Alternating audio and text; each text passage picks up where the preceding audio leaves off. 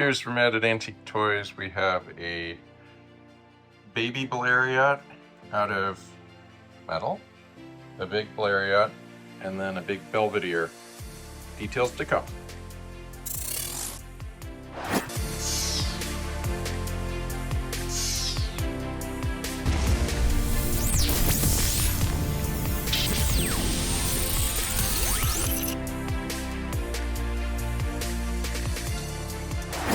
So cheers from Ed.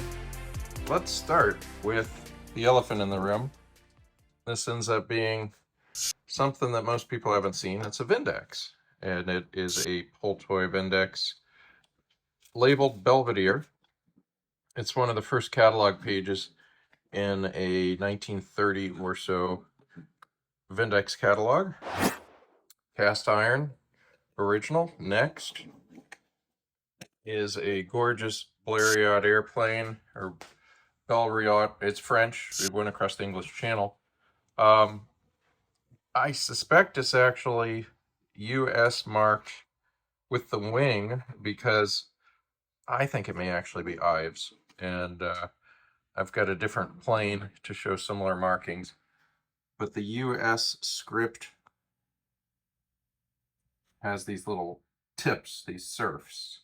Surf, surf, surf, surf, surf, surf on the bottom. And then you're going to recognize these wings from a different toy. The backup idea is that it's Jones and Bixler, but we've not been able to prove it. And then finally, if you thought that the design was similar, it's a Blériot, and here's a miniature one with the open lattice. This is a French toy that crossed the English Channel circa 1910 or so. All right, here's the missing link. It's a most likely prototype with hand brazed details with the radiator. The top wing was manufactured by me, brazed on,